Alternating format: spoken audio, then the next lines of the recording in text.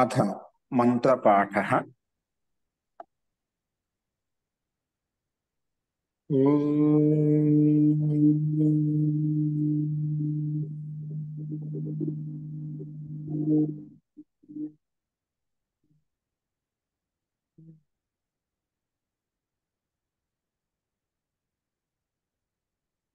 సహనో భవతు సహనౌ భునక్తు సహ వీర్యం కరవావహై తేజస్వినావధీతమస్తు మా విద్విషావహై. ఓం శాంతి శాంతి శాంతి.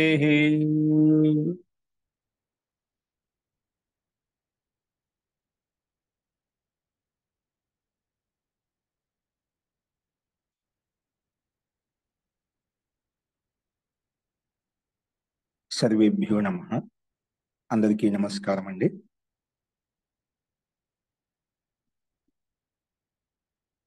మనము వేదాంత దర్శనంలో 1వ అధ్యాయంలో 1వ పాదం చూస్తున్నాము. అందులో నిన్న మనము 19వ సూత్రం వరకు మనం చెప్పుకున్నాం. మనకు ప్రకరణం ఏమిటంటే, ఆ బ్రహ్మకి, ఆ పరమాత్మకి భిన్న భిన్న నామాలు ఆధ్యాత్మిక దృష్టికోణంలో ఏమేమి చెప్పబడ్డాయి. అలా ఆధ్యాత్మిక దృష్టికోణంలో పరమాత్మకి అనేక నామాలు ఉన్నాయి. అందులో ఒక నామం వచ్చేసి, ఒక పేరు వచ్చేసి ఆనందమయ అని చెప్పుకున్నాం. ఆనందమయో అభ్యాస్ అనే సూత్రంలో ఆనందమయ అనే శబ్దం బ్రహ్మ యొక్క వాచకంగా వచ్చింది, పరమాత్మ యొక్క వాచకంగా చెప్పుకున్నాం. ఈ శబ్ద ప్రసంగంలో మనకు అనేక ఇక్కడ వికార శబ్దాత్ నా ఇది చేత్ నా ప్రాచుర్యాత్, ఇక్కడ వికార శబ్దం అని చెప్పి ఖండించినప్పుడు లేదు, ఇది వికారార్థం కాదు, ప్రాచుర్యార్థంలో ఉంది కాబట్టి ఇది బ్రహ్మవాచకమే. పూర్వపక్షికి ఆక్షేపం ఏమిటంటే, ఆనందమయ శబ్దం బ్రహ్మవాచకం కాదు, ఇది వికార ప్రకృతి వాచకం చెప్పాడు. కానీ ఇది ప్రకృతికి వాచకం కాదని ఇక్కడ బ్రహ్మవాచకం తీసుకోవాలి. ఎందుకంటే అక్కడ ఆనందమయలో ఉండేటువంటి శబ్దము ప్రాచుర్యార్థాన్ని ఆధిక్యార్థాన్ని చెప్తుంది కాబట్టి అని చెప్పి ఆ రకంగా సమానం చెప్పారు. అంతేకాకుండా తద్ హేతు వ్యపదేశాచ, ఇది బ్రహ్మవాచకమే ఆనందమయ శబ్దం చెప్పడంలో అక్కడ హేతు కూడా ప్రస్తావించబడింది. ఏంటి ఆ హేతు అంటే, ఏషహి ఏవ ఆనందయతి, ఆ పరమాత్మ అందరికి ఆనందాన్ని ఇచ్చేటువంటి వాడు, ఆనందాన్ని ప్రదానం చేసేటువంటి వాడు కాబట్టి మనకి ఇక్కడ హేతు కూడా విశేషంగా చెప్పబడింది. కాబట్టి మనకు ఇక్కడ ఆనందమయ శబ్దం బ్రహ్మవాచకమే తీసుకోవాలి, ప్రకృతి వాచకం కాదని చెప్పి చెప్పుకున్నాం. అంతేకాకుండా మాంత్రవర్ణికం ఏవచ గీయతే, ఇక్కడ మంత్రం కూడా మనం ప్రతిపాదిస్తుంది. మంత్రంతో సంబంధించిన అర్థం అయితే ఉందో, ప్రకరణానుగుణంగా అర్థం అయితే ఉందో, మనకు మంత్ర వర్ణన రూపం కూడా అంటే మంత్రానురూపం ప్రతిపాద్య విషయం అయితే ఉందో అది కూడా మంత్రం కూడా మనం ప్రతిపాదిస్తుంది. ఇక్కడ ఆనందమయ శబ్ద బ్రహ్మవాచకమే అని చెప్పి మనం ఇక్కడ అనేక ఉదాహరణలు మనం చెప్పుకున్నాం.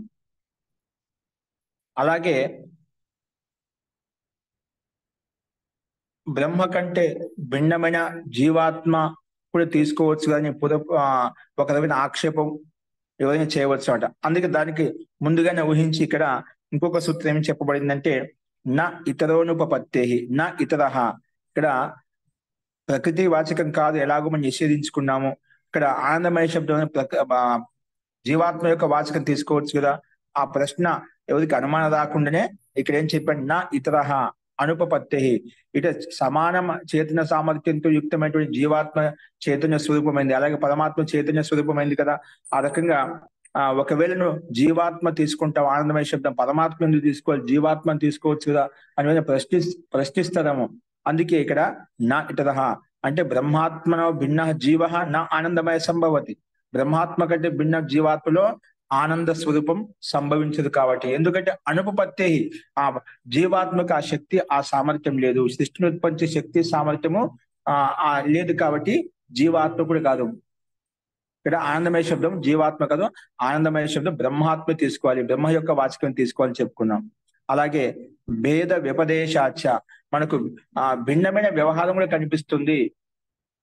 మనకు వేద మంత్రాల్లో భిన్న వ్యవహారం, భేద వ్యపదేశాచ రసో వై సహ రసం ఏవ అయం లబ్ధ్వా ఆనందీ భౌత్యక, రసం స్వరూపుడు ఆ పరమాత్మ ఆనందమయుడు, రస స్వరూపుడు, అటు రస స్వరూపుడైన పరమాత్మను పొంది ఆనందము ఆనందపడుతున్నాము. ఆనందపడేటువంటి జీవాత్మని భిన్నంగా మనకు వేరుగా భేద వ్యవహారం స్పష్టంగా కనిపిస్తుంది. అలాగే ఇంకోటి ఏం చెప్పారంటే కామాచ నా అనుమానాపేక్ష, ఎందుకంటే జీవాత్మకు కామన ఉంటుంది, కానీ పరమాత్మ అకామ స్వరూపుడు. పరమాత్మ ఎటువంటి కామన లేదు. కామన ఎవరికి? ఆ జీవాత్మకు. జీవాత్మకు నేను ఆ కామన, ఏ కామన అంటే నాకు బ్రహ్మ యొక్క ఆనందాన్ని పొందాలి, బ్రహ్మ యొక్క అనుభూతిని పొందాలి, పరమానందాన్ని పొందాలి, మోక్షాన్ని పొందని కామన ఉంటుంది. అలాగే భౌతిక వస్తువులు ఏదో ఒకటి కామన మనం చూస్తున్నాం అంట. కామన అనేది పరమాత్మ జీవాత్మలో ఉంటుంది. కాబట్టి ఈ కామనని బట్టి కూడా పరమాత్మ కంటే జీవుడు భిన్నంగా ఉన్నాడు, జీవుడి కంటే పరమాత్మ భిన్నంగా ఉందని చెప్పి మనకు స్పష్టమవుతుంది. కాబట్టి పరమాత్మ ఎందుకంటే అకాముడు అని చెప్పుకున్నాం, అకామహ అని చెప్పుకున్నాం. కాబట్టి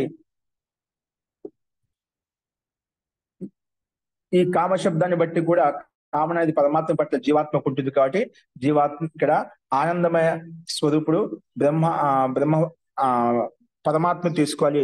కాబట్టి ఆనందమయ శబ్దం బ్రహ్మవాచకమే, పరమాత్మ వాచకమే, ఇది జీవాత్మ యొక్క వాచకం కాదు అని చెప్పి ఇక్కడ కూడా కామ శబ్దాన్ని పదం ద్వారా కూడా మనం స్పష్టం చేసుకున్నాం. ఎందుకంటే కామనకి జీవాత్మకు ఉంటుంది, పరమాత్మ ఎటువంటి కామన లేదు. కాబట్టి పరమాత్మ అంటే జీవాత్మ భిన్నమని చెప్పి ఇక్కడ కూడా మనకు ఒక ప్రమాణంగా ఈ సూత్రంలో ప్రస్తావించుకున్నాం. అలాగే అంతేకాకుండా జీవుడు ఆనందమయుడు కాడు అని చెప్పడంలో ఇంకొక హేతు ఏం ప్రస్తావించారంటే, అంటే మన ప్రకరణ వంటి భిన్న భిన్న నామాల్లో పూర్వపక్ష ఆక్షేపించినందుకు కాదు అని ప్రకృతి అని చెప్పిన, ప్రకృతి వాచకం ఆనందమయ శబ్దము, జీవాత్మ యొక్క వాచకం ఆనందమయ శబ్దం అంటే కాదు. ప్రకృతి వాచకం ఎలా కాదు నిషేధించుకున్నాం. అలాగే జీవాత్మ కూడా కాదు, ఇది ఆనందమయ శబ్దం పరమాత్మ యొక్క వాచకం తీసుకోవాలి. ఎందుకంటే ఆ జీవాత్మలో ఆ పరమాత్మకు ఉన్నటువంటి శక్తి సామర్థ్యం జీవాత్మలో ఉండదు. ఎందుకంటే అల్పశక్తివంతమైంది, అల్ప సామర్థ్యంతో యుక్తమైంది. కాబట్టి ఆనందమయ శబ్దం అనేది జీవాత్మలో వర్తించదు, అక్కడ యుక్తి సంగత కాదు. అలాగే ఇంకొక ప్రమాణం అంటే ఏమి చెప్పారంటే నా ఆనందమయ ఇది అత్ర అపరో హేతు, భిన్న హేతు ఏమి ప్రస్తావించారంటే అస్మిన్ అస్య చ తద్ యోగం శాస్తి, అస్మిన్ అని ఈ పరమాత్మలో, అస్య జీవాత్మకు తద్ యోగం తాదాత్మ్య యోగం ఉపదేశించబడింది. కాబట్టి అంటే జీవాత్మకు పరమాత్మలో యోగం తాదాత్మ్య సంబంధం ఉపదేశించబడింది అన్నమాట. జీవాత్మ పరమాత్మలో ఐక్యం అవుతుంది అని చెప్పి ఇక్కడ ఎవరు అంటే జీవాత్మ భిన్నంగా ఉండి పరమాత్మ భిన్నంగా ఉన్నప్పుడు ఈ కథనం, ఈ ఉపదేశం చెప్పబడుతున్నమాట. దీన్ని బట్టి కూడా స్పష్టంగా అవుతుంది అస్మిన్ అస్యచ తద్యోగం శాస్త్రీయ, పరమాత్మలో ఈ జీవాత్మకి తాదాత్మ్య యోగం చెప్పబడింది కాబట్టి, ఉపదేశించబడింది కాబట్టి కథాను అంతర్వరుణాని భువాని, నేను ఎప్పుడు ఆ పరమాత్మలో వరింపదగినటువంటి పరమాత్మలో ఐక్యం అవుతాను, అందులో విలీనం అయిపోతుంది, అందులో ఎప్పుడు ఆ పరమాత్మ పొందగలుగుతా అని చెప్పి ఇక్కడ మనకు స్పష్టంగా భేద కథనము, భిన్నమైన ఉపదేశం మనకు ప్రస్తావించబడుతుంది. దీన్ని బట్టి కూడా జీవాత్మ ఆనందమయ యుక్తం కాదు, కేవలం బ్రహ్మాత్మ ఆనందమయ స్వరూపంతో యుక్తమై ఉంది. కాబట్టి ఇక్కడ ఆనందమయ శబ్దం ఏదైతే ఉందో మనకు అది బ్రహ్మవాచకమే, జీవాత్మ యొక్క వాచకం కాదు అని చెప్పి ఇంతవరకు మనం ఈ విషయాన్ని ప్రస్తావించాం. ఇలాగా ఆ బ్రహ్మకి అనేక నామాల్లో ఒక నామం ఏంటి, ఆధ్యాత్మిక దృష్టికోణంలో ఆనందమయ అనే శబ్దం పరమాత్మ యొక్క వాచకమే, ప్రకృతి వాచకం కాదు, జీవాత్మ యొక్క వాచకం కాదు. ఇదేంటి బ్రహ్మవాచకమే, పరమాత్మ వాచకమే అని చెప్పి చెప్పుకున్నాం. ఇంత ఒక పేరు చెప్పుకున్నాం. ఇప్పుడు అలాగే ఇంకొక పేరు, ఇప్పుడు ఒక ప్రథమం చెప్పుకున్నాం, పరమాత్మకి అనేక నామాల్లో ఒక పేరు ఆనందమని చెప్పుకున్నాం. అలాగే ఇంకా అనేక పేర్లు ఉన్నాయి. అది ఏంటంటే రెండవ శబ్దం. ఇక్కడికి ఈ ప్రకారం సమాప్తం అయిపోయింది మనకి ఇక్కడ. అంటే ఆనందమయ శబ్దం ఒక చెప్పుకున్నాం. పరమాత్మకి అనేక నామాల్లో ఆధ్యాత్మిక తీసుకొని ఒక పేరేంటి ఆనందమయుడు, అందుకే ఆనందాన్ని ఇచ్చేటువంటి వాడు, ఇది కూడా పరమాత్మ యొక్క వాచకమే అని చెప్పి ఆనందమయ శబ్దంతో పరమాత్మ తీసుకుంటాం, బ్రహ్మ తీసుకుంటా అని చెప్పుకున్నాం. అలాగే ఇంకొక శబ్దం అని చెప్తున్నది ఇక్కడ అంతః శబ్దం కూడా పరమాత్మ యొక్క వాచకమే. ఏంటండి రెండవ శబ్దం వచ్చింది ఇక్కడ అంతః శబ్దం. ఇది సందిగ్ధంగా ఉంటుంది. కొన్ని శబ్దాలు ఇప్పుడు ఆనందమయ శబ్దం మనకు చూటాయి, కొన్ని శబ్దంలో కొన్ని రూఢిగా అలాగా ఉంది, ప్రసిద్ధంగా ఉంది, ఓ ఆనందమయుడు అని చెప్పి మనం ఎందుకంటే వ్యవహారాలు చెప్పుకుంటూ ఉంటాం. ఇక్కడ మనకు కొంచెం అంత సందిగ్ధత కలగదన్నమాట. పరమాత్మ ఆనందమయుడు అండి అని చెప్పుకుంటాం, ఎందుకు ఆనందం ప్రాచుర్యంగా ఉంది కాబట్టి. కానీ కొన్ని అలాంటి శబ్దాలు ఉన్నాయి, అది మనకు సందిగ్ధాన్ని ఉత్పత్తి చేస్తాయి. ఇది నిజంగా పరమాత్మ యొక్క వాచకమైన అటువంటి శబ్దాల్లో కూడా కొన్ని ముఖ్యమైన శబ్దాలు ఏవైతే ఉన్నాయో అవి పరమాత్మ యొక్క వాచకమే అని చెప్పి ఇక్కడ కొన్ని విశేషమైన శబ్దం ఇక్కడ శబ్దాలు ప్రస్తావించబడుతున్నాయి. చూడండి. ఇప్పుడు మనం చెప్పుకోబోయే పాఠం ఏమిటంటే బ్రహ్మని ప్రయుజ్యమానానం. మీకు ఎవరికైనా శంకా సమాధాన ప్రశ్నలు ఉంటేనా అవి మనం అంతిమంలో సమయం తీసుకొని వాటి యొక్క సమాధానం చెప్పడానికి ప్రయత్నం చేస్తాను. ఇప్పుడు మనం ప్రకృతం అనుసరామః. ఇప్పుడు చూడండి, బ్రహ్మని ప్రయుజ్యమానానాం కేషాంచిత్ సందిగ్ధానాం పదానాం నిర్ణయ క్రియతే. బ్రహ్మని ప్రయుజ్యం అంటే బ్రహ్మలో అంటే బ్రహ్మార్థాన్ని బోధించేటువంటి ప్రయోగాలు ఏవైతే ఉన్నాయో, బ్రహ్మని ప్రయుజ్యమానానం కేశాంచిత్ సందిగ్ధానాం పదార్థానం అంటే సందిగ్ధమైన పదార్థాలు శబ్దాలు ఏవైతే ఉన్నాయో వాటి నిర్ణయం ఇక్కడ చెప్పబడుతుంది. అంటే కొన్ని ఆ పరమాత్మ యొక్క వాచక శబ్దాలు కొన్ని సందిగ్ధ పదాలు కదా, ఆ సందిగ్ధ పదాలకు సందిగ్ధ పడాల్సిన అవసరం లేదు, ఇది బ్రహ్మవాచకం అని చెప్పి ఇక్కడ స్పష్టంగా ప్రమాణపూర్వకంగా నిర్ధారించబడుతుందన్నమాట. అందుకే బ్రహ్మ విషయంలో ప్రయోగించబడినటువంటి కొన్ని సందిగ్ధమైన పదాలను యొక్క నిర్ణయం ఇక్కడ చెప్పబడుతుంది. ఏంటంటే ఇక్కడ అంతస్తద్ధర్మోపదేశాత్ ఇక్కడ అంతః శబ్దం అవుతుంది. ఎందుకంటే అంతః శబ్దం పరమాత్మక వాచకం అంట, అంతః శబ్దం బ్రహ్మవాచకం అంట. ఇక్కడ ఎందుకు తద్ధర్మోపదేశాత్? ఎందుకంటే ఆ బ్రహ్మ యొక్క ధర్మాలు, బ్రహ్మ యొక్క లక్షణాలు ఏవైతే ఉన్నాయో అవి ఉపదేశించబడ్డాయి కాబట్టి. ప్రకరణంలో, ఆధ్యాత్మిక ప్రకరణంలో అంతఃశబ్ద పదం అంటే మనకు అంతఃశబ్దానికి అనేక అర్థాలు వస్తాయండి. అంటే సందర్భాన్ని బట్టి, ప్రకరణాన్ని బట్టి ఏ ప్రకరణంలో ఏ శబ్దం ఉపయోగించబడుతుందో అక్కడ ఆ శబ్దానికి అర్థం తీసుకుంటాట. ఆధ్యాత్మిక ప్రకరణంలో పరమాత్మ గురించి చెప్పుకుంటాం కాబట్టి ఇక్కడ అంతఃశబ్దం ఆ సందర్భంలో వచ్చింది కాబట్టి ఇక్కడ అంతఃశబ్దం పరమాత్మ యొక్క వాచకమే తీసుకుంటాం, బ్రహ్మ యొక్క వాచకమే తీసుకుంటాం అట. ఎందుకంటే ఇక్కడ ప్రమాణంగా చూపిస్తున్నారు. అంతః తద్ధర్మోపదేశాత్, అంతస్తద్ధర్మోపదేశాత్, ఇది మనకు సూత్రం. అంతః తద్ధర్మోపదేశాత్, దీన్ని కలిపి అంతస్తద్ధర్మోపదేశాత్. అంతః శబ్దం బ్రహ్మవాచకమే. ఎందుకు? ఆ బ్రహ్మ యొక్క అంటే ఆ బ్రహ్మ యొక్క ధర్మాలు ఉపదేశించబడ్డాయి కాబట్టి, ఆ బ్రహ్మ యొక్క లక్షణాలు ఏవైతే ఉన్నాయో, బ్రహ్మ యొక్క గుణకర్మ స్వభావాలు ఏవైతే ఉన్నాయో, బ్రహ్మ యొక్క లక్షణాలు ఎలా ఉంటాయో అవి ఉపదేశించబడ్డాయి కాబట్టి ఇక్కడ అంతఃశబ్దం బ్రహ్మవాచకమే. ఆధ్యాత్మిక దృష్టికోణంలో బ్రహ్మకు అనేక నామాల్లో ఒక నామం ఆనందమయ శబ్దం. రెండవ శబ్దం ఇక్కడ అంతః శబ్దం కూడా బ్రహ్మవాచకమే, పరమాత్మ యొక్క వాచకమే. ఏంటో చూడండి కింద. ముందు ఒక పదం ఓపెన్ చేశారు, అంతః. క్వచిత్, అంతః శబ్దాన్ని ఓపెన్ చేస్తున్నారు. క్వచిత్ ఆధ్యాత్మిక గ్రంథే, ఆధ్యాత్మిక గ్రంథాల్లో అంతః శబ్దము ప్రయుజ్యతే, అంతః శబ్దం ప్రయోగించబడుతున్నమాట. సో అది కూడా అంతర్యామి బ్రహ్మాత్మ. అంతర్యామి అంతటా వ్యాపించి బ్రహ్మాత్మ తీసుకోవాలి. బ్రహ్మాత్మ అంటే పరమాత్మ అభిధీయతే, పరమాత్మ అని చెప్పి అర్థం చేసుకోవాలి. చూడ, అంతః శబ్దము పరమాత్మ యొక్క వాచకం. ఎక్కడ అంతఃశబ్దం వచ్చా అది పరమాత్మని తీసుకోవాలి. ఎందుకంటే గుణకర్మ స్వభావం బట్టి ఒక్కోసారి అనేక పేర్లు ఉంటాయన్నమాట. మనం కూడా లోకంలో వ్యవహారిక సత్తా ప్రకారం చూస్తున్నామా, మనం ఒకే వ్యక్తిని దేవదత్తుడు ఒకరికి తండ్రి అవుతాడు, ఒకరికి తమ్ముడు అవుతాడు, ఒకరికి అన్న అవుతాడు, ఒకరికి గురువు అవుతాడు, ఒకరికి అనేక రకాలుగా మనం వ్యవహార భేదాన్ని బట్టి మనం అనేక పేర్లు మారుతున్నాం. ఒకే పిండం, ఒకే దేవదత్తునిలో, ఒకే స్త్రీలో, ఒకే పురుషుల్లో అనేక పేర్లు వచ్చేస్తాయి. ఎందుకు? తన సందర్భాన్ని బట్టి, ప్రకరణని బట్టి అక్కడ వ్యవహారం మారిపోతుంది. అలాగే పరమాత్మ అనంత స్వరూపుడు, అనంత జ్ఞానవంతుడు, అనంత శక్తివంతుడు కాబట్టి అనేక గుణకర్మాలు స్వభావం అతనిలో ఉన్నాయి. కానీ సందర్భానుగుణంగా పరమాత్మ అనేక నామాలతో మనం సంబోధించుకుంటాం, అనేక నామాలతో పిలుస్తూ ఉంటాం. అందులో ఒకటి ఆనందమయుడు, అందరికి ఆనందాన్ని ఇస్తామంటే ఆనందమయుడు అని చెప్పుకున్నాం. ఇక్కడ ఇంకొక శబ్దం వచ్చింది, అంతః శబ్దం కూడా పరమాత్మ యొక్క వాచకమే. అలాగే పరమాత్మ యొక్క వాచకం ఎవరు చెప్పారు?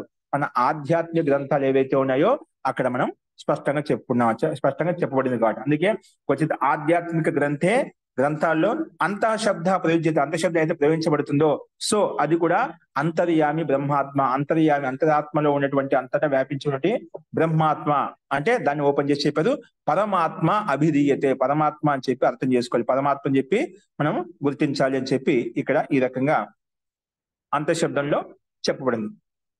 పరమాత్మ వాచకం అని చెప్పి అంతఃశబ్దము అని చెప్పావు. దాని లక్షణం ఏంటి, దాని కారణం ఏంటి దానికి చెప్తావు. కుతః, ఏ కారణం చేత నువ్వు ఆ మాట చెప్పావు? అంతఃశబ్ద పరమాత్మక వాచకమే. ఆధ్యాత్మిక గ్రంథాల్లో బ్రహ్మవాచకంగా చెప్పబడని చెప్పి అది ఎలా నిరూపించగలుగుతావు అంటే, ఎలా నిరూపించుకోగలుగుతా అంటే కుతః, ఏ రకంగా, ఏ విధంగా అంటే తద్ధర్మోపదేశాత్. ఎందుకంటే ఆ బ్రహ్మ యొక్క లక్షణాలు, బ్రహ్మ యొక్క స్వరూపం గురించి వర్ణించబడింది కాబట్టి, ఉపదేశించబడింది కాబట్టి బ్రహ్మవాచకమే తీసుకోవాలి అని చెప్పి మనకి ఇక్కడ విశేషంగా చెప్పుకున్నామట. కాబట్టి కాబట్టి మనము ఈ రకంగా అర్థం చేసుకోవాలి.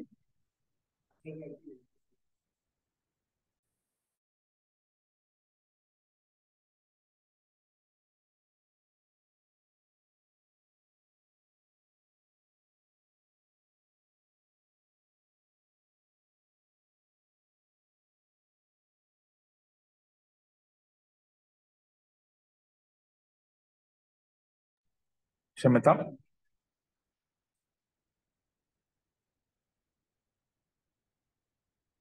కుతః అంటే తద్ధర్మోపదేశాత్.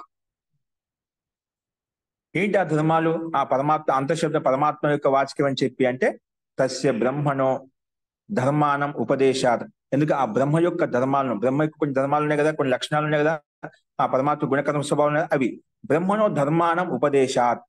బ్రహ్మ యొక్క ధర్మాలను ఉపదేశించారు కాబట్టి, వర్ణించారు కాబట్టి, ఆ బ్రహ్మ యొక్క లక్షణాలు ఏవైతే ఉన్నాయో, ఆ ధర్మాలు ఏవైతే ఉన్నాయో అవన్నీ కూడా వర్ణించబడ్డాయి కాబట్టి మనము అంతఃశబ్దము, ఎందుకు అంతఃశబ్దాన్ని ఆధారం చేసుకుని ఆ బ్రహ్మ యొక్క లక్షణాలు ఈ శబ్దాన్ని బేస్ చేసుకొని చెప్పబడ్డాయి అన్నమాట. అందుకే ఆ ధర్మం యొక్క ఉపదేశం, ఆ బ్రహ్మ యొక్క ధర్మాలు ఉపదేశించబడ్డాయి కాబట్టి, వర్ణించబడ్డాయి కాబట్టి ఇది అంతఃశబ్దం బ్రహ్మవాచకమే, పరమాత్మ వాచకమే తీసుకోవాలి అని చెప్పి ఇక్కడ ఈ రకంగా చెప్పారు. ఏంటి ఆ ధర్మాలు అంటే దానికి ఇంకా ముందేం చెప్పారంటే తథాచ, ఎలాగంటే అథ యా ఏషో అంతర్ ఆదిత్యే, దానికి ప్రమాణం చూపించారు కదా. ధర్మోపదేశాలు ఏంటి? ధర్మ ఉపదేశాలు ఆ పరమాత్మలో ఇక్కడ అంతఃశబ్దంలో వర్ణించబడ్డాయి. అంటే తథాచ అథ యా ఏషో అంతర్ ఆదిత్యే హిరణ్మయ పురుషో దృశ్యతే, హిరణ్మయ శ్మశ్రు హిరణ్మయ కేశ ఆప్రానఖాత్ సర్వం ఏవ సువర్ణ, ఆప్రాణ నఖాత్ సర్వ ఏవ సువర్ణ అని చెప్పి ఇక్కడ మనకు మంత్రాంశం చెప్పబడింది అన్నమాట.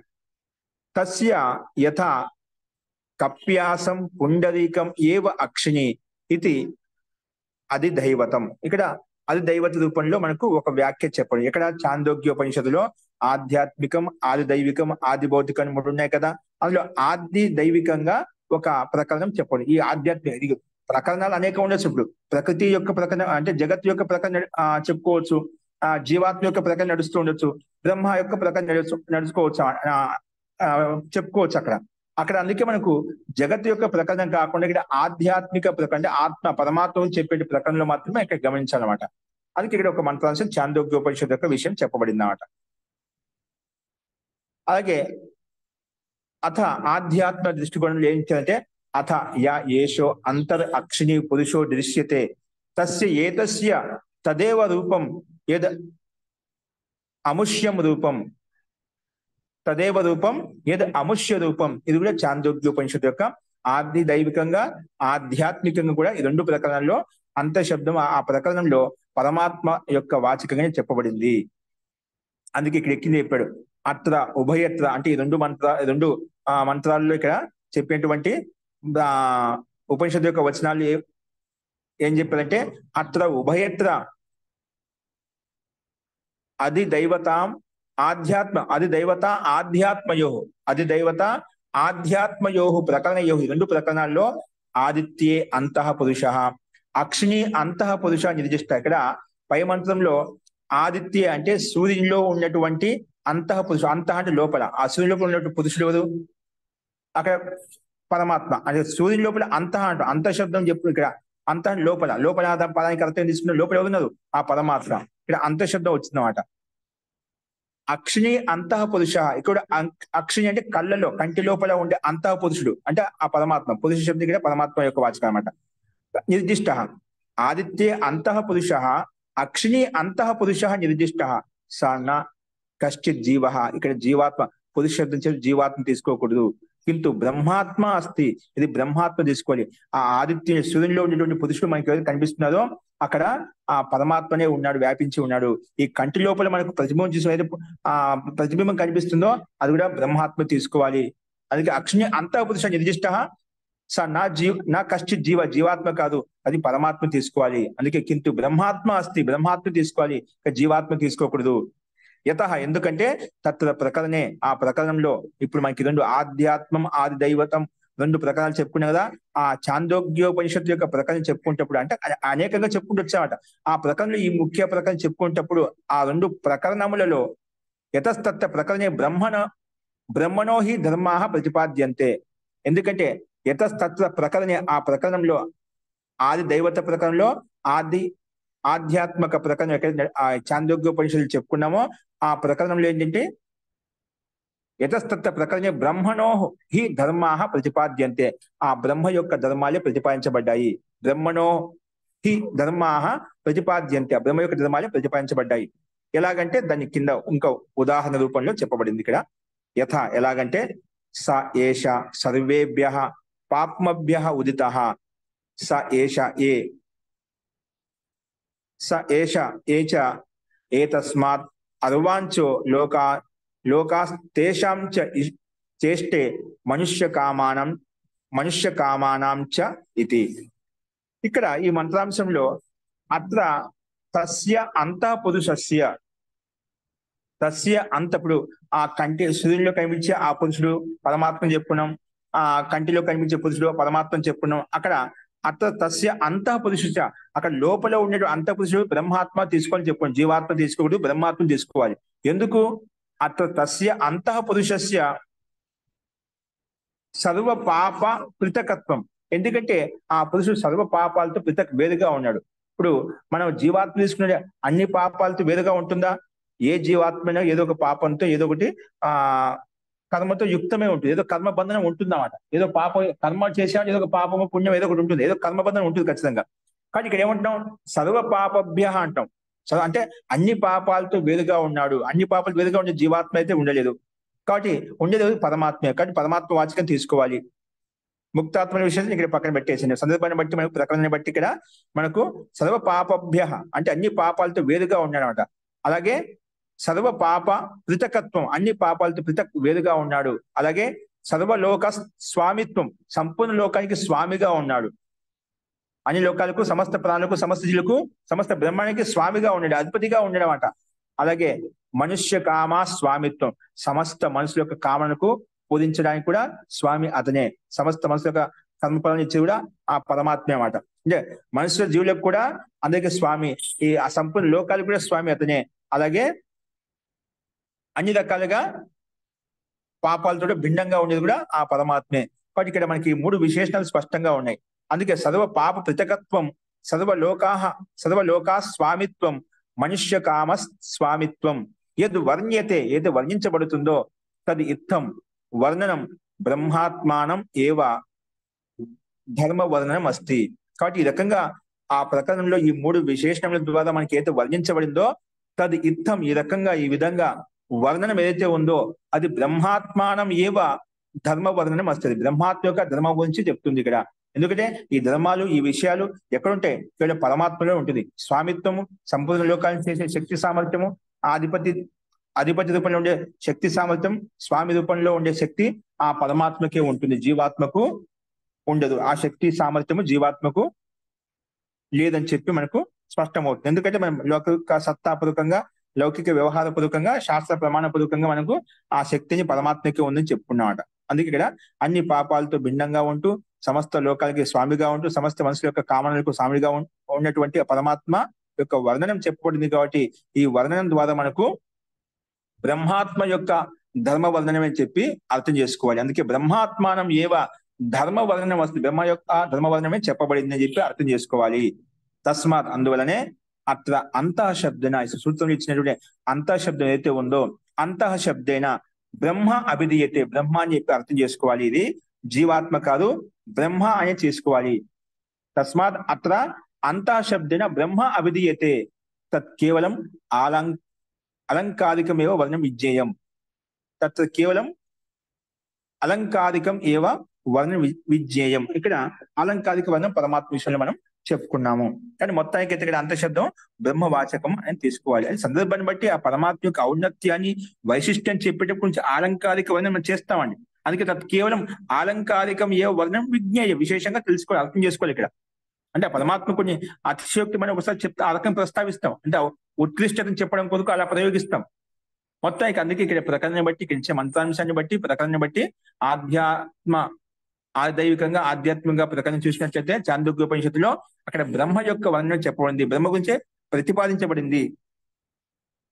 కాబట్టి ఇక్కడ అంతఃశబ్దం ద్వారా బ్రహ్మ తీసుకోవాలి, జీవాత్మ తీసుకోకూడదు అని చెప్పి ఇక్కడ అనేక ఆధ్యాత్మిక దృష్టికోణంలో అనేక నామాల్లో ఆ పరమాత్మ యొక్క ఇంకొక పేరేంటి, ఒకటి ఆనందమయ శబ్దం, రెండోది అంతఃశబ్దం, బ్రహ్మవాచకమే, బ్రహ్మ గురించే చెప్పబడింది. కాబట్టి ఆ ధర్మోపదేశాలు ఇక్కడ మనకు వర్ణించబడ్డాయి. కాబట్టి ప్రకరణంలో అంతఃశబ్దం కూడా బ్రహ్మవాచకమే అని చెప్పి ఇది ఒక పేరు ఆధ్యాత్మిక దృష్టికోణంలో మనం ప్రస్తావించుకున్నాం. ఇప్పుడు అంతఃశబ్దం బ్రహ్మవాచకమే అని చెప్పడం కోసం, పుష్టి చేయడం కొరకు మళ్ళీ ఇంకొక కింద ఒక హేతు చెప్పుకున్నామట.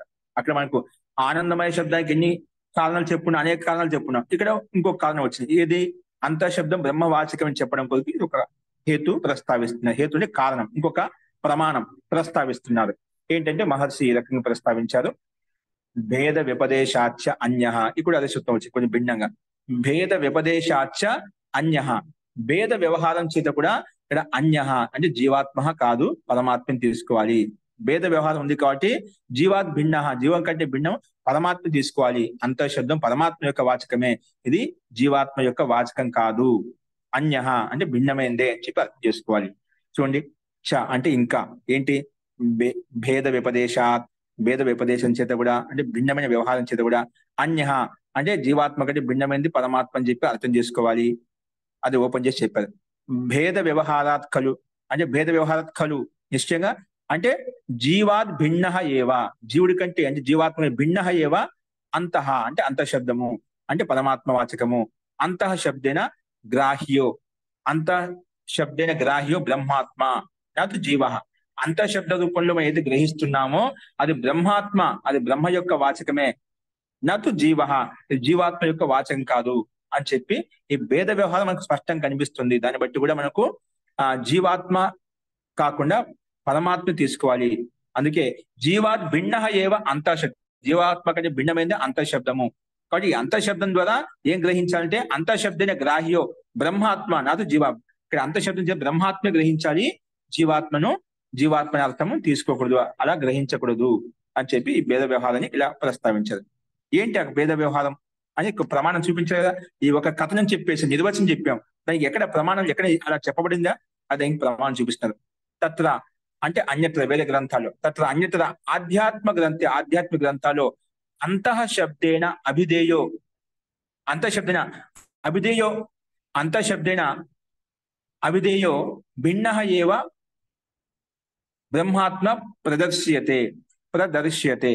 అంతఃశబ్దేన అభిధేయో భిన్న ఏవ బ్రహ్మాత్మ ప్రదర్శ్యతే. అక్కడ ఆధ్యాత్మిక గ్రంథాలు, వేద గ్రంథాలు ఇంకా అంతఃశబ్దైన అభిధేయో భిన్న, మనకు అభిదిష్టమైనటువంటి భిన్నమైనటువంటి బ్రహ్మాత్మ ప్రదర్శించబడింది, జీవాత్మ కాకుండా బ్రహ్మాత్మ విషయంలో ప్రదర్శించబడింది. ఎక్కడ ప్రదర్శించబడింది, ఎక్కడ చెప్పబడింది అంటే దానికి మళ్ళీ ఉదాహరణ చూపిస్తున్నారు ఇక్కడ. తద్యత ఎక్కడంటే య ఆదిత్యే తిష్టన్, ఆదిత్యాద్ అంతరో యం ఆదిత్యో నా వేద. అలాగే య ఆత్మని తిష్టన్, ఆత్మనో అంతరో ఏషతే ఆత్మ అంతర్యామి అమృత అని బృహదారణ్యక ఉపనిషత్తు యొక్క ప్రమాణం ఇక్కడ చెప్పబడింది. ఎందుకు చెప్పబడింది ఇక్కడ, అంతఃశబ్దం ఏదైతే ఉందో అది బ్రహ్మవాచకమే, ఇది జీవాత్మ యొక్క వాచకం కాదు. అంతఃశబ్దము ఆ పరమాత్మ యొక్క పేరులో ఇది ఒక భాగం అని చెప్పి చెప్పుకున్నామంట. అందుకే దానికి ఉదాహరణ తైత్తిరీయ బృహదారణ్యక ఉపనిషత్తు యొక్క ప్రమాణం. అక్కడేమో చాందోగ్య ఉపనిషత్తు యొక్క ప్రమాణం చూపించాం, ఇక్కడేమో బృహదారణ్యక ఉపనిషత్తు ప్రమాణంగా తీసుకుంటాం. ఎందుకంటే వేదానుకున్న గ్రంథాలు కాబట్టి, మనకు ఉపనిషత్తులు కాబట్టి, వేదం యొక్క సిద్ధాంతం కాబట్టి దీంట్లో మనకు ప్రామాణికం కాబట్టి దీన్ని ప్రామాణికంగా తీసుకొని చెప్తున్నాం అనమాట. ఫస్ట్ ఇక్కడ మంత్రం ఏమొచ్చింది మనకు, తద్యత య ఆదిత్య తిష్టన్ అంటే సూర్యునిలో ఉంటూ, ఆదిత్య తిష్ట అంటే మనకు కనిపించే సూర్యునిలో ఉంటూ, ఎవరు ఆదిత్య తిష్టన్, ఆదిత్యాత్ అంతలో కానీ ఆదిత్య కంటే భిన్నంగా ఉన్నాడు, ఆ సూర్యునిలో ఉన్నాడు, సూర్యునిలో ఉంటూ సూర్యుని కంటే భిన్నంగా ఉన్నాడు. కానీ ఏం ఆదిత్యో నా వేద, కానీ ఆ సూర్యుడు కూడా తెలియదు అంటే ఇక్కడ నాలో అంతరాత్మ ఉన్నాడు, ఆ పరమాత్మ ఉన్నాడు అని చెప్పి, నాలో ఆ పరమాత్మ ఉన్నాడని చెప్పి ఆ సూర్యుని కూడా తెలియదు, సూర్యుని కూడా తెలియదు అనమాట. అలాగా సూర్యునిలో ఉంటూ సూర్యుని కంటే భిన్నంగా ఉన్నాడు, సూర్యుడిలో ఉన్నాడు. సర్వాంతర్యామి అంటుంది కదా, పరమాత్మ సర్వవ్యాపకుడు, అందరూ వ్యాపించి ఉన్నాడు. జడవస్తుడు ఆ సూర్య భగవానుడు కూడా అక్కడ ఉన్నాడు, సమస్త జీవుల్లో అక్కడ వ్యాపించి ఉన్నాడు, సమస్త బ్రహ్మాండంలో పరమాత్మ వ్యాపించున్నాడు, ఉంటూ కూడా అన్నిటికంటే భిన్నంగా ఉన్నాడు, భిన్న సత్తా పరమాత్మకి. అందుకే ఆదిత్య తిష్టన్, ఆదిత్యంలో ఉంటూ కూడా ఆదిత్యాత్ అంతరహ, ఆదిత్య భిన్నంగా ఉన్నాడు. ఇక్కడ అంతశబ్దం భిన్నంగా వేరుగా ఉన్నాడు అంట. కానీ ఏం ఆదిత్యో నా వేద, కానీ ఆ ఆదిత్యుని కూడా తెలియదు అన్నమాట నాలో ఉన్నాడని చెప్పి.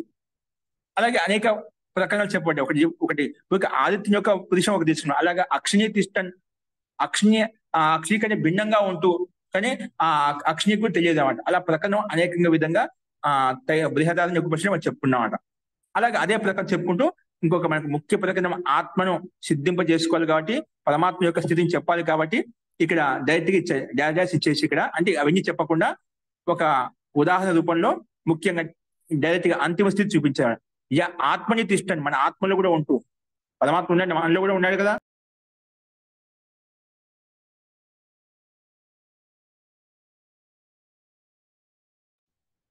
ఆ పరమాత్మ మనలో కూడా ఉన్నాడు. అందుకే ఆత్మని అంటే జీవాత్మని, ఇక్కడ ఆత్మని తిష్టిన మన ఆత్మలో ఉంటూ, ఆత్మనో అంతరో మన జీవాత్మ కంటే భిన్నంగా ఉన్నాడు. ఆత్మ అంతరో ఏషాతే ఆత్మ అంతర్యామి అమృత.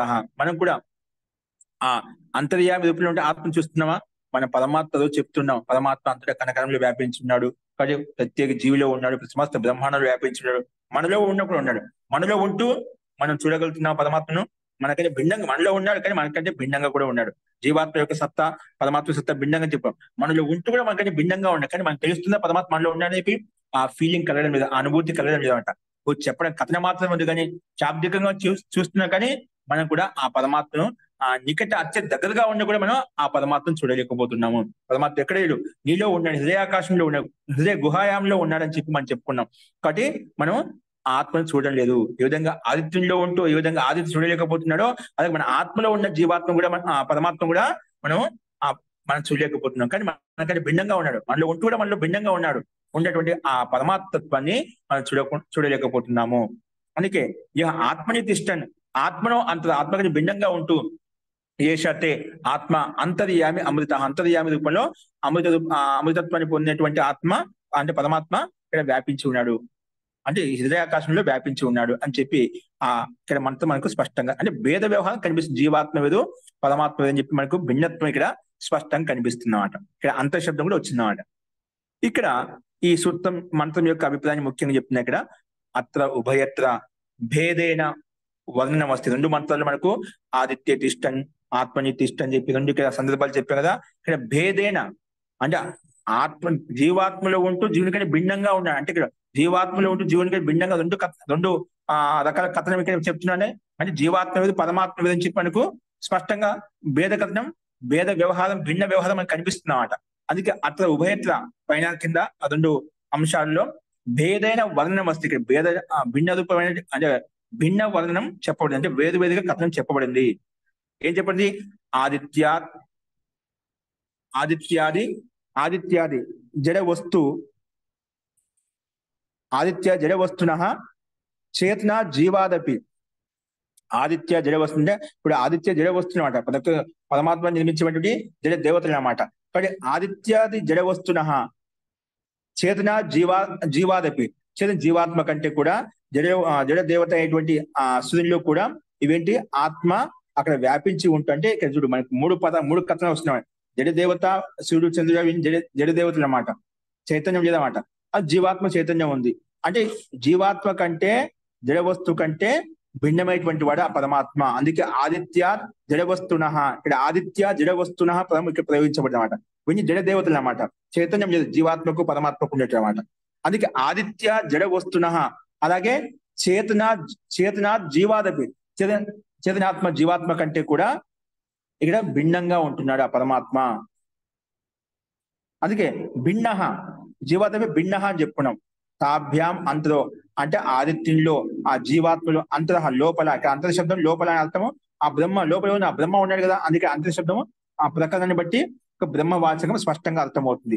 అందుకే ఆ జీవాదపి భిన్న తాభ్యాం అంతరు అంటే లోపల ఉన్నటువంటి అంతర్యామి బ్రహ్మాత్మ అస్తి ఇది సూచితం. ఇక్కడ బ్రహ్మ లోపల ఉండేది ఆ అంతర్యామి ఆ పరమాత్మ బ్రహ్మాత్మ అస్తి అని చెప్పి, బ్రహ్మాత్మ అని చెప్పి ఇక్కడ మనకు స్పష్టంగా ఈ ప్రకరణం కూడా బృహదారణ్య యొక్క ఉపనిషత్తు యొక్క వచనం కూడా మనకు ప్రస్తావిస్తున్నమాట. అందుకే బ్రహ్మాత్మ అస్తి ఇది సూచితం, అంటే సూచించబడింది, ఉల్లేఖించబడింది.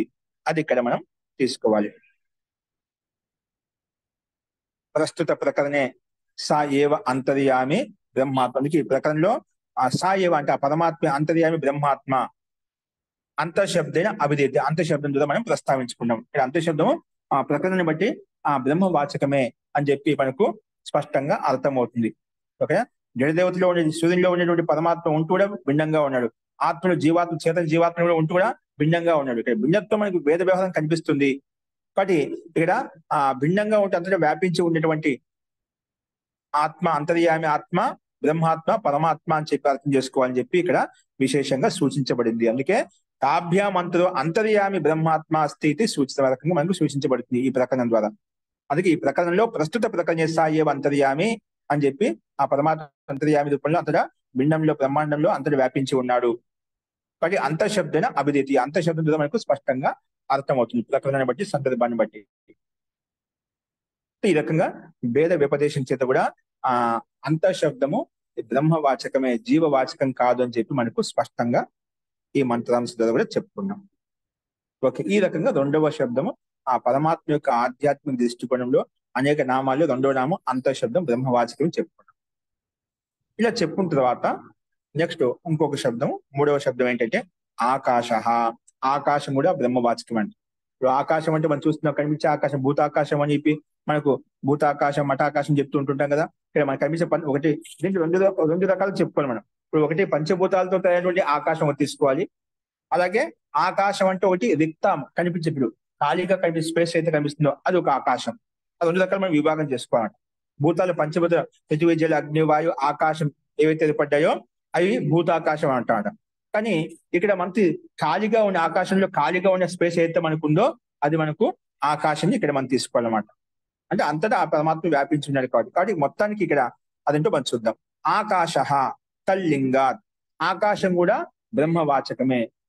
ఆధ్యాత్మిక దృష్టికోణంలో పరమాత్మ అనేక పేర్లు ఉన్నాయని చెప్పాం. అందులో ఆకాశం కూడా పరమాత్మ యొక్క వాచకమే. చూడండి అందుకే మనం ఎక్కడ చూస్తే మనం అంతటా పరమాత్మ చూస్తాం. అంటే ఆ పరమాత్మను వర్ణించడానికి అనేక రకాల శైలి ఒక్కొక్క విధానం తీసుకుని చెప్తానమాట. ఇప్పుడు ఆకాశం పరమాత్మ అంతటా ఆ పరమాత్మతో ఓతపత్తి ప్రారంభంలో ఉపనిషత్తులో అనేక ప్రకరణాలు చెప్పుకున్నామట.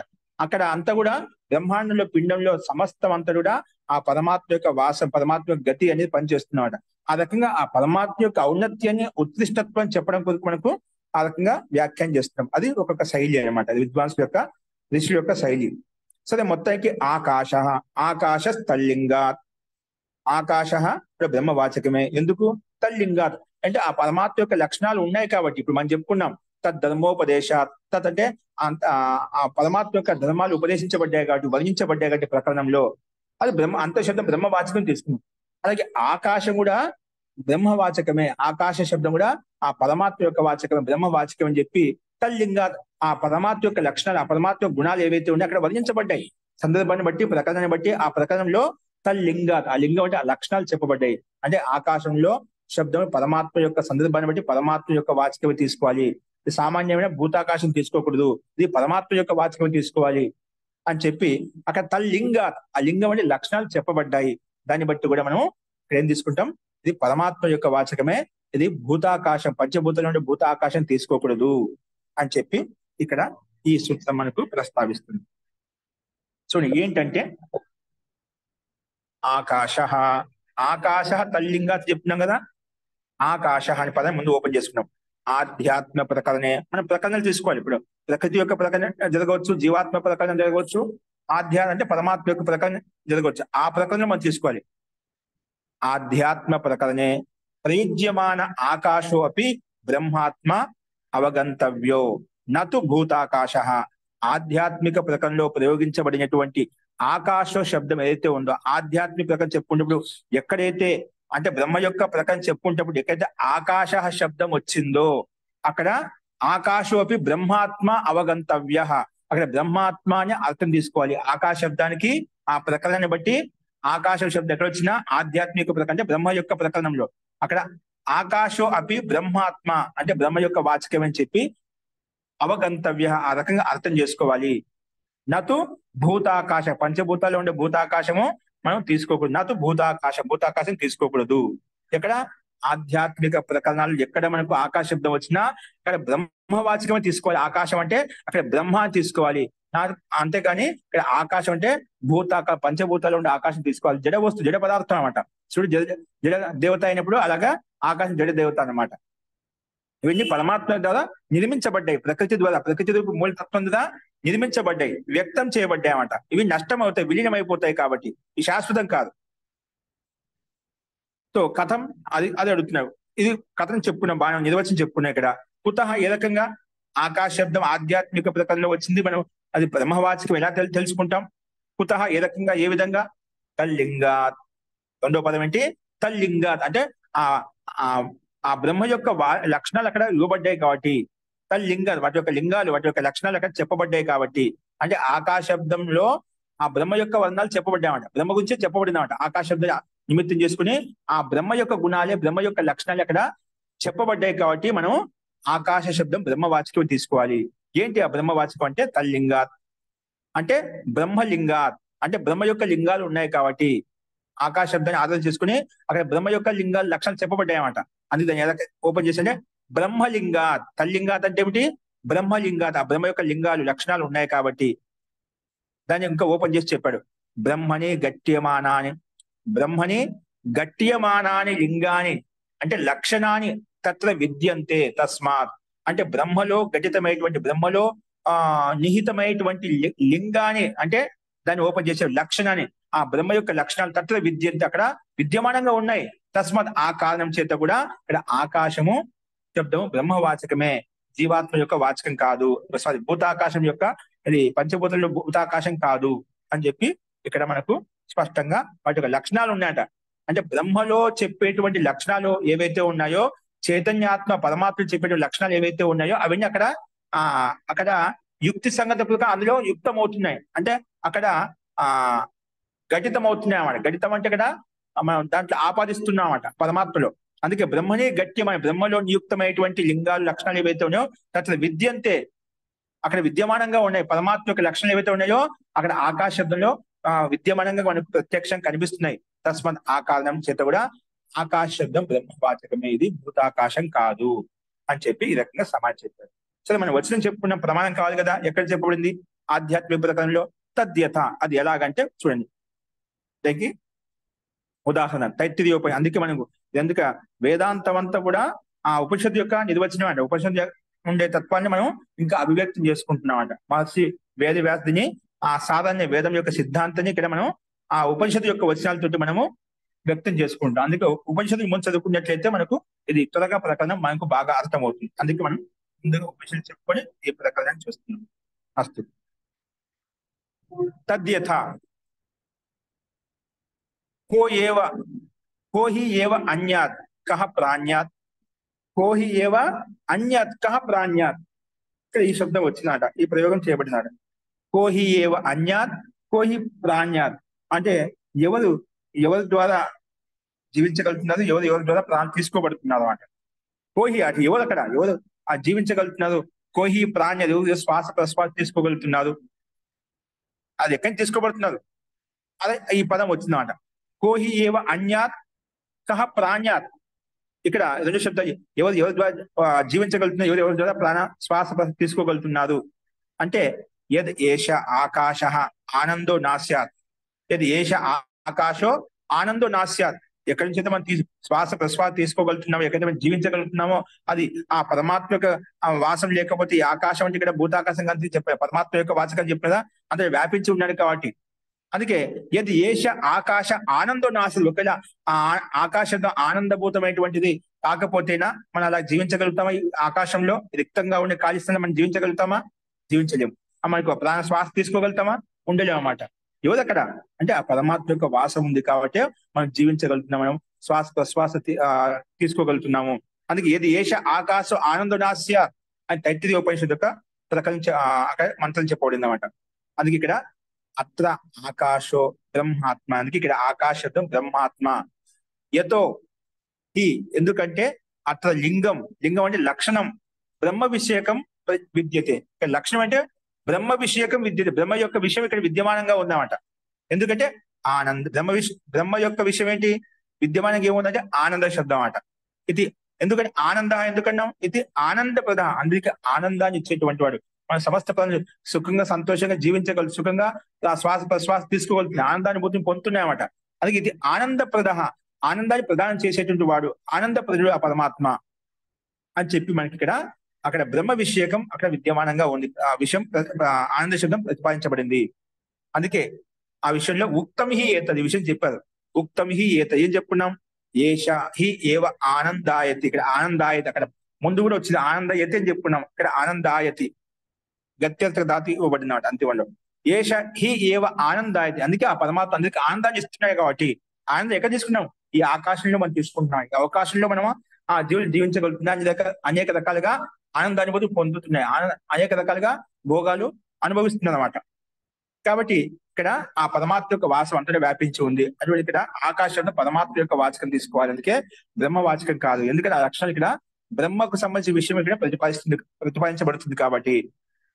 అందుకే ఉక్తం హి ఏష హి ఏవ ఆనందాయతి, ఆనంద ప్రదత్వాత్, ఎందుకు ఆనందాన్ని అందరికి ప్రదానం చేసేటువంటి వాడు కాబట్టి ఆనంద ప్రదత్వాత్, దాన్ని ఇంకో రకంగా ఆనంద అని చెప్పుకున్నాం. ఆనంద ప్రదత్వాత్ ఆనంద అని చెప్పుకున్నాం. అందుకే ఆకాశ సచేతనో బ్రహ్మాత్మ ఏవ గమ్యతే. అందుకే ఇక్కడ ఆకాశం చేతనో సచేతన బ్రహ్మాత్మ ఏవ గమ్యతే అర్థం తీసుకోవాలి. అంటే బ్రహ్మాత్మ అని చెప్పి గమ్యతే ఇక్కడ అర్థం చేసుకోవాలి. నా భూతాకాశ, నా భూతాకాశ అంటే పంచబలిలో ఉండే భూతాకాశం తీసుకోకూడదు. నతు భూతాకాశ, నా భూతాకాశ, ఎందుకంటే తస్య శూన్య స్వరూపత్వం. భూతాకాశం శూన్యత్వం ఉంది, అంటే అక్కడ సత్తా లేదన్నమాట. ఆకాశం అంటే మనకు కనిపిస్తుంది, ఏమైనా కనిపిస్తుందా? ఇప్పుడు పృథివీ కనిపిస్తుంది, జలం కనిపిస్తుంది, అగ్ని కనిపిస్తుంది, వాయువు కూడా మనకు అనుభూతిని పొందుతాం. అక్కడ ఆకాశం కనిపిస్తుందా? శూన్య స్వరూపం అంట, దానికి అస్తిత్వం లేదు. అందుకే అది తీసుకోకూడదు. ఇక్కడ ఆకాశం అనేది మనకి ఏదైతే ఉందో భిన్నంగా తీసుకోవాలి. ఆకాశబ్దం అనేది భూతాకాశం కూడా పరమాత్మ యొక్క శబ్దంలో తీసుకున్నట్లయితే, ఎందుకంటే ఆ లక్షణాలు ఇక్కడ ప్రతిపాదించబడుతుంది. ఆనంద స్వరూపం చెప్పి ప్రకరణ మనకు చెప్తుంది. ఆధ్యాత్మిక ప్రకరణలో ఇక్కడ ఆకాశ శబ్దం ప్రయోగించాలి కాబట్టి అక్కడ భూతాకాశం కూడా పరమాత్మను కూడా ఆకాశ శబ్దంతో మనం, ఎందుకంటే ఆకాశంలో ఏ విధంగా వ్యాపించి ఉందో, విశాలంగా ఉందో, అలాగే పరమాత్మ అంతటా వ్యాపించి ఉంది. సూక్ష్మంగా ఉంటూ స్థూలంగా ఉంటూ అక్కడ ఓతుపోతమై ఉండి అందరికీ ఆనందింపజేస్తున్నాడు, అందరికి ఆనందాన్ని ఇస్తున్నాడు. అందుకే ఇక్కడ ఆకాశ శబ్దం ఆధ్యాత్మిక ప్రకరణ ఎక్కడొచ్చినా ఇక్కడ బ్రహ్మవాచకం తీసుకోవాలి, అంతేగాని భూతాకాశం తీసుకోకూడదు అని చెప్పి ఇక్కడ మనకు ఏషహి ఏవ ఆనంద అయితే ఆనందించేటువంటి ఎవరు ఇక్కడ ఆ పరమాత్మ కాబట్టి. అందుకే ఆనంద ఉదత్వాద్ ఆనంద అని చెప్తున్నాం. కాబట్టి ఆకాశ సచేతన బ్రహ్మాత్మే, ఆకాశం సచేతన స్వరూపిణ బ్రహ్మాత్మే అని చెప్పి అర్థం చేసుకోవాలి. నాతో భూకాశ భూతాకాశ, ఎందుకంటే తస్య శూన్య స్వరూపత్వాద, ఆ భూతాకాశం శూన్య స్వరూపం ఉంటుంది, దాంట్లో ఏం లేదు, రిక్తంగా ఖాళీగా ఉంటున్నాం. కాబట్టి ఇక్కడ ఆకాశ శబ్దము ఆధ్యాత్మిక ప్రకరణం ఎక్కడైతే చెప్పబడిందో అది మనం ఏం తీసుకోవాలి? బ్రహ్మవాచక పరమాత్మ యొక్క వాచకం తీసుకోవాలి అని చెప్పి ఇక్కడ మనకు విశేషంగా చెప్పబడింది అన్నమాట. అందుకే అదే విషయం ఇక్కడ ఈ రకంగా చెప్పుకున్న తర్వాత తథాచ అన్యత్రాపి, ఇంకా వేరే చోట కూడా ఈ విషయం ఎక్కడ చెప్పబడ్డాయి ఆ విషయం చెప్తున్నాడు. తథాచ అన్యత్రాపి అంటే వేరే చోట్ల కూడా ఈ అంతఃశబ్దము, అంతఃశబ్దం కాదు ఏంటి, ఆకాశ శబ్దం బ్రహ్మవాచకమే. ఆధ్యాత్మిక ప్రకరణలో వచ్చినటువంటి సందర్భాలు ఏవైతే వాటికి ఇంకా అన్య ప్రమాణం, వేరే ప్రమాణం చూపిస్తున్నారు. తథాచ అన్యత్రాపి సర్వాణి హ వా ఇమాని భూతాని ఆకాశాద్ ఏవ సముత్పద్యంతే. సర్వాణి హ వా ఇమాని భూతాని, ఈ సమస్త భూతాలు ఏవైతే మనకు కనిపిస్తున్నాయో, సర్వాణి హ వా ఇమాని భూతాని, ఆ నిశ్చయార్థంలో అనమాట. ఇక్కడ ఆ శబ్దము నిశ్చయార్థంలో, వా కూడా అదే విధంగా తీసుకోవాలి. సర్వాణి హ వా ఇమాని భూతాని ఆకాశాదేవ సముత్పత్తి, అంటే ఆకాశం చెందినే, అంటే ఇక్కడ ఆకాశం చేతి ఉత్పన్నం అవుతుంటే ఈ శూన్యాకాశం జడాకాశం మనకు ఉత్పన్నం చేయగలుగుతుందా? మనకి పదం చెప్తున్నాం, ఆకాశాదే ఉత్పత్తి అంటే ఆకాశం శూన్య స్వరూపత్వాత అని చెప్పుకున్నాం. పంచభూతంలో ఉండేటువంటి ఏదో పృథివీ జలాగ్ని జడదేవతలు అన్నమాట. ఆకాశం ఒక జడదేవత. అక్కడ మనకి ఆ జడకి ఆ శక్తి ఉంటుందా? ఈ ఆకాశాదేవ సమస్త భూతాలు ఆకాశం నుంచి ఉత్పన్నం అవుతున్నా అంటున్నాం. ఇప్పుడు ఆకాశమే మనం భూతాకాశమైనప్పుడు ఆకాశం నుంచి ఇన్ని భూతాలు ఉత్పన్నం అవుతున్నా అంటే ఇప్పుడు ఆకాశం అనేది అంటే భూతాకాశం కంటే భిన్నమైన ఆకాశం అంటే పరమాత్మ యొక్క శబ్దం వాచకం ఒకటి ఉందని చెప్పి స్పష్టమవుతుందా? సర్వాణి ఇమాని భూతాన్ని ఆకాశాదేవ సముత్పద్యంతి. ఇప్పుడు ఆకాశం నుంచి ఉత్పన్నం అవుతున్నాయి. ఇప్పుడు ఆకాశం అనేది భూతాకాశం అయితే భూతాకాశం నుంచి ఉత్పన్నం అవుతుందని చెప్పగలుగుతామా? దీన్ని బట్టి కూడా ఈ పదాన్ని బట్టి తెలుస్తుంది మనకు ఆకాశం అనేది బ్రహ్మవాచకం. బ్రహ్మ నుంచి ఇవన్నీ ఈ పంచభూతాలు ఉత్పన్నమయ్యాయి. కాబట్టి భూతాకాశం తీసుకుంది ఈ పదం మనకు స్పష్టంగా చెప్తుంది. ఆకాశం అంటే ఇక్కడ ఆ బ్రహ్మవాచకం, బ్రహ్మ నుంచి ఇవన్నీ ఉత్పన్నమవుతున్నాయి. అందుకే ఇక్కడ ఆకాశదేవ సముత్పద్యంతే, ఇక్కడ ఆకాశం ప్రత్యస్థం యంతి, ఆకాశోహి ఏవ ఏభ్యో జ్యాయాన్ జ్యాయాన్ ఆకాశ పరాయణం, ఇది అత్యంత ఉత్కృష్టమైనది, జ్యేష్టమైనది, శ్రేష్టమైనది అని చెప్పి ఇవన్నీ కూడా ఆకాశం నుంచి ఉత్పన్నం అవుతున్నాయంటే ఆకాశం ప్రత్యస్థం, ఆకాశంలో విలీనం అవుతుంది, ఆకాశం నుంచి ఉత్పన్నం అవుతున్నాయి అంటే ఆ పరమాత్మ ఉత్పన్నం అవుతున్నాయి, పరమాత్మనే విలీనం అవుతున్నాయి. విని స్థితి శక్తి సామర్థ్యం ఏవైతే మనకు కనిపిస్తున్నాయో అది ఆ ఆకాశ శబ్దం బ్రహ్మవాచకం తీసుకున్నప్పుడే అవి సాధ్యమవుతుంది. అది భూతాకాశం తీసుకుంటే ఇక్కడ సంభవించదు కాబట్టి. అందుకే సముత్పద్యంతే ఆకాశం ప్రత్యస్థం యాంతి, ప్రత్యస్థం యంతి. ఎందుకంటే ఆకాశోహి ఏవ ఏభ్యో జ్యాయ, ఆకాశమే వీడికంటే అత్యంత దీర్ఘమైనటువంటి విశాలమైనటువంటిది అన్నమాట. అందుకే ఆకాశ పరాయణం, అత్యంత పరాయణం అంటే చాలా విశాలమైనటువంటిది, మహత్తత్వంతో యుక్తమై ఉంది. అంటే ఈ సంపూర్ణ భూతాలకు సమస్త బ్రహ్మాండానికి ఆధారము ఈ పరమాత్మే. అంటే పరాయణం, అందరికీ ఆధారభూతుడు, అందరికీ మహాంతమైనటువంటి వాడు, అందరికీ ఆధార స్వరూపుడు.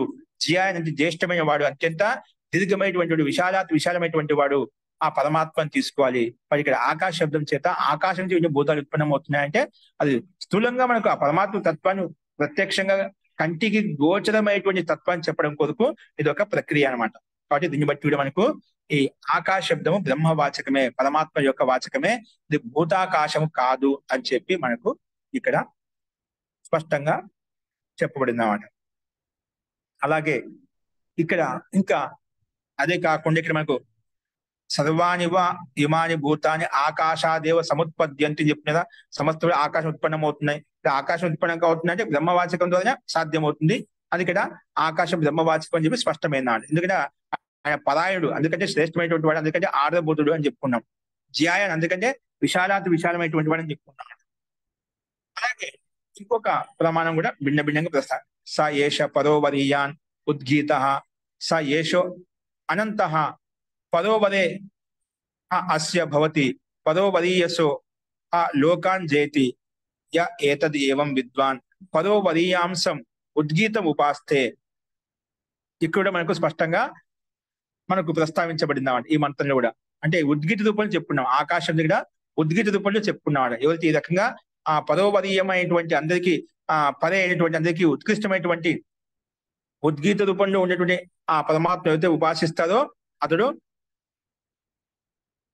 ఆ పరమాత్మ యొక్క ఆ శక్తి సామర్థ్యాన్ని తెలుసుకోగలుగుతాడు అని చెప్పి ఈ మంత్రంలో ఇక్కడ మనకు ఏషః స ఏషః అంటే ఆ పరమాత్మ పదోవరీయాన్ అంటే పదోవరీయ స్వరూపుడు అంటే అత్యంత శ్రేష్ఠుడు అనమాట. ఉద్గీత ఆ ఉద్గీత రూపంలో, ఎందుకంటే ఆ పరమాత్మ యొక్క వాచకం ఉద్గీతం అని చెప్పుకున్నమాట. ఆ పరమాత్మను ఉద్గీత రూపంలో మనం ప్రస్తావించుకున్నాం గతంలో ఉపనిషత్తులు మనం. స ఏషో అనంత అంటే అనంత శక్తి సామర్థ్యం అనమాట. పదోవరహ అని చెప్పి ఇక్కడ ఆ రకంగా ఆ విషయాన్ని మంత్రాంశం విశేషంగా చెప్పుకున్నాం. అదేంటో మీకు ఈ మంత్రాంశం మనం రేపు తీసుకొని చెప్పుకుందాం. ఇప్పుడు ఇంతవరకు చెప్పిన, ఎందుకంటే ఇది విశాలంగా ఉంది కాబట్టి ఇది మనం ప్రారంభించుకునే ఇక్కడ అయిపోదు మనకు ఉన్న సమయం ప్రకారంగా. కాబట్టి ఇప్పుడు చెప్పిన వరకు మీకు ఎవరికైనా సందేహం ఉంటే ఇది కానీ అంతకన్నా ముందు కానీ ఉంటే ఆ సందేహాన్ని అడగండి, ఆ ప్రశ్న అడగండి, దానికి సమాధానం చెప్పుకున్నాం. ఇలా మనం ఒక ప్రమాణం చెప్పుకున్నాము.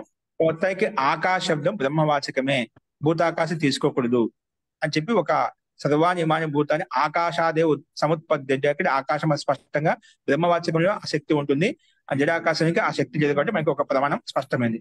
తర్వాత పరోవరీయ అని చెప్పుకున్నాం, అదేంటో మనం రేపు చూద్దాం అనుకున్నాం. జీ చెప్పండి మహోదయ. అంటే రెండు ఆకాశాలు ఉన్నాయని భూతాకాశం ఒకటి అని రెండు అనుకోవాలా? అలా జీ అలాగా తీసుకోవాలి. అలా తీసుకున్నప్పుడే మనకు ఇక్కడ ఆకాశాదేవ సముత్పత్తి ఈ సమస్త భూతాలు దీన్ని బట్టి అర్థమవుతుందా? విని భూతాలు అన్నప్పుడు పంచభూతాలు ఆకాశంలో వచ్చేసింది కదా. అదే వచ్చిన మన ఆకాశ సముత్పత్తి అంటే ఆకాశం చేతి ఉత్పన్నమయ్యే భూతాలు పంచభూతాలు ఒక భాగం ఆకాశము. మళ్ళీ ఆకాశం అంటే ముందు ఆకాశం పుట్టిన తర్వాత అగ్ని పృథ్వీ అగ్ని ఉత్పన్నమయ్యాయా? అది కాదు కదా. పంచభూతాన్ని ఒకేసారి ఉత్పన్నమయ్యాయి. ఉత్పత్తి అంటే ఉత్పత్తి చేసే వ్యక్తి కర్త, భిన్నమైన కర్త ఉండాలి. అందుకే ఆకాశం అంటే ఇక్కడ పరమాత్మ తీసుకోవాలి. భూతాకాశం అందుకే జడాకాశం తీసుకోకూడదు. బ్రహ్మాకాశం భూతాకాశం అని రెండు ఆకాశాలు ఉన్నాయా అనుకో. అంటే బ్రహ్మవాచక ఆధ్యాత్మిక ఎక్కడైతే ఆకాశ శబ్దం వచ్చిందో అక్కడ పరమాత్మను ఉద్దేశించి ఆకాశ శబ్దాన్ని మనం తీసుకున్నాం. అంటే పరమాత్మ ఆకాశం విధంగా అయితే విశాలంగా ఉందో అలాగా ఆ పరమాత్మ అందుకే జ్యాయ అని చెప్పుకున్నాం. జ్యాయాన్ పరాయణం అని చెప్పుకున్నాం. అందుకే అత్యంత విశాలమైనటువంటి దీర్ఘమైనటువంటి వాడు, సూక్ష్మమైనటువంటి వాడు, పరాయణుడు అని చెప్పు, అత్యంత అందరికీ ఆడబోతుడు అని చెప్పుకున్నామట. అంటే అక్కడ పరమాత్మ తీసుకోవాలి. భూతాకాశం కాకుండా ఇక్కడ మనం పరమాత్మ వాచకం ఆకాశ శబ్దంగా తీసుకోవాలి. అలాగా రెండు తీసుకోవాలి. అది తీసుకున్నప్పుడు మనకు అర్థం సంగతియుక్తంగా ఉంటుంది.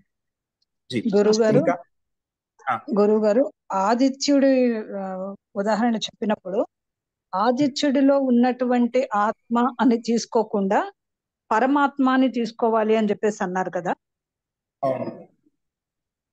అలాగే ఇప్పుడు మనలో కూడా ప్రతి జీవిలో కూడా ఒక జీవాత్మ ఉంటుంది, పరమాత్మ కూడా ఉంటుంది అని అర్థం చేసుకోవచ్చు కదండి. అదే తీసుకోవాలి. అదే మనకు చెప్పండి. ఇక్కడ ఆత్మని తిష్టన్ ఏం చెప్పుకున్నాం? ఆదిత్య తిష్టన్ ఆదిత్యాత్ అంతర ఆదిత్యుగా భిన్నంగా ఉన్నాడు. అలాగే అది చెప్పిన తర్వాత ఆత్మని తిష్టన్ ఆత్మనో అంతర ఆత్మ భిన్నంగా ఉన్నాడు. కానీ ఆత్మ నా వేద అక్కడ పూర్తిగా మంత్రం ఇవ్వలేదు. బృహదారణ్య ఉపనిషత్తు చదివితే ఒకసారి ఆ ప్రకారం ఒకసారి చూడండి. మీకు అలాగే మీరు చెప్పింది కరెక్ట్ గా అర్థం చేస్తున్నారు. అలాగే మనలో కూడా ప్రత్యేక జీవులు కూడా ఉంటూ ఆ జీవుడికి భిన్నంగా ఉన్నాడు, భిన్నంగా పరమాత్మ ఉన్నాడు. కానీ మనం చూడలేకపోతున్నాం. అంటే మనకి ఆ దృష్టి లేదు కాబట్టి. అందుకనే మనం పరమాత్మ కోసం బయట ఎక్కడో వెతికే ప్రయత్నం చేయకుండా మన లోపల ఉన్న పరమాత్మని ధ్యానం ద్వారా అనుభూతి చెందే ప్రయత్నం చేయాలి.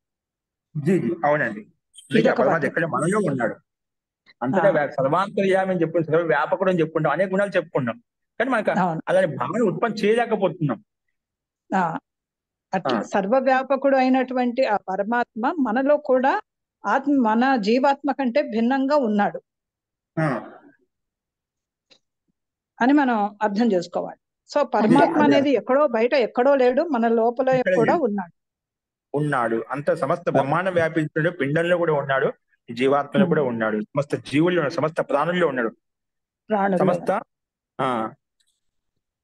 అదే అందుకనే ప్రతి ప్రాణిని కూడా గౌరవించాలంటే ఇవ్వాల్సిన మర్యాద ఆత్మవత్ వ్యవహారం చేయాలి. అందుకే ఆత్మ వ్యవహారం చేయాలని చెప్పి మనం చెప్తుంటాం. మహోదయ, ఇక్కడ 21వ సూత్రంలో మీరు కింద నుంచి 3వ లైన్ మహోదయ, ఆదిత్యాది జడ వస్తూనః చేతన జీవాదపి భిన్నః తాభ్యాం అంతర్యామి బ్రహ్మాత్మ అస్తి ఇది సూచితం అన్న దగ్గర, ఇక్కడ మీరు జడ వస్తువునః అన్న దగ్గర అక్కడ తాళవ్య షకారం ఉంది. అది స్తునాస్తు వల్ల అయిందా మహోదయ తాళవ్యం? అవునవునండి, అవును, అదే.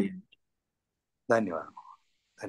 అక్కడ సందేహం, ఎందుకంటే తర్వాత దాంట్లో అది దంతసాకారం ఉంది కదా, అందువల్ల అనుమానం వచ్చింది మహోదయ. అవునండి, అదే ఇంకోసారి విడిచి చెప్తుంటాం. కొన్ని సందర్భాన్ని బట్టి ఇక్కడ చెప్తే అర్థం కాదు, అలా ఉన్నట్లయితే ఇబ్బంది అవుతుంది అర్థం చేసుకునే వాళ్ళకి. మహోదయ ఇంకొక విషయం మహోదయ, ఇంకో చిన్న విషయం మహోదయ, ఇక్కడ మీరు హృదయ ఆకాశం అంటే ఇప్పుడు ఆకాశం అనేది మనం బ్రహ్మగా తీసుకున్నప్పుడు ఈ భూతాకాశం కాదు, రిక్త ప్రదేశమే బ్రహ్మాత్మ అని తీసుకోవాలి అని అంటున్నారు కదా. అంటే ఖాళీగా అక్కడ ఏంటి అంటే పరమాత్మ యొక్క వాసం ఉంది, దాన్ని ఇక్కడ మనం ఆకాశంగా చెప్తున్నాం. మనకు వ్యక్తికి లౌకిక వ్యక్తికి మనం ఏ రకం చూపిస్తాం, ఇదంతా ఖాళీగా ఉంది, అంతా పరమాత్మ ఉన్నాడు, ఆకాశమే ఇక్కడ పరమాత్మ అనేదిగా దాన్ని భావించాలన్నమాట. అంటే ఇక్కడ నా సంశయం ఏంటంటే మన హృదయ ఆకాశంలో కూడా ఈ రిక్త స్థానం ఉందా అనేది ప్రదేశం ఉందా? ఉంది కదా. పాంచభౌతికలో ఆకాశతత్వం కూడా ఉందంటే ఆకాశం మీద రిక్తత ఉంది కదా, రిక్తత ఉంది కాబట్టి ప్రయామానంగా ఉంది, అన్ని ఉన్నాయి. అందుకే హృదయాకాశం మాటబడికి ఎందుకంటే అనేక సందర్భాల ప్రకారం ఆ పరమాత్మ హృదయాకాశంలో ఉన్నాడు, హృదయ ఆకాశంలో ఉన్నాడు అంటే అవకాశంలో ఉన్నాడు, ఆ కార్యస్థానంలో ఆ పరమాత్మ యొక్క వాసం ఉంది. అస్తు మహోదయ, ధన్యవాదాలు మహోదయ.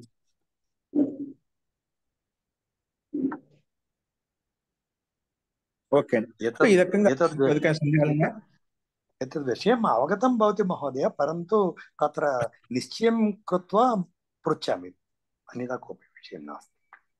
జీ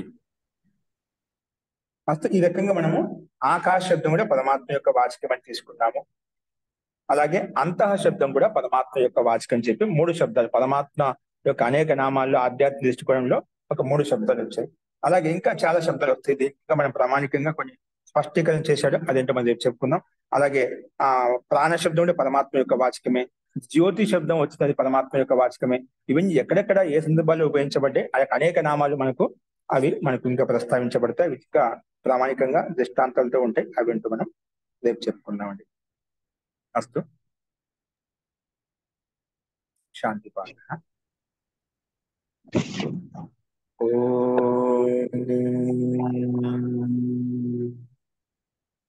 సర్వే భవంతు సుఖినః, సర్వే సంతు నిరామయాః, సర్వే భద్రాణి పశ్యంతు, మా కశ్చిత్ దుఃఖభాగ్ భవేత్. ఓం శాంతి శాంతి. నమస్తే మహోదయ, ప్రణవముని. విషయం చాలా స్పష్టంగా స్పష్టీకరిస్తున్నారు, చాలా బాగా అర్థమవుతుంది. ధన్యవాదాలు ఆచార్య మహోదయ.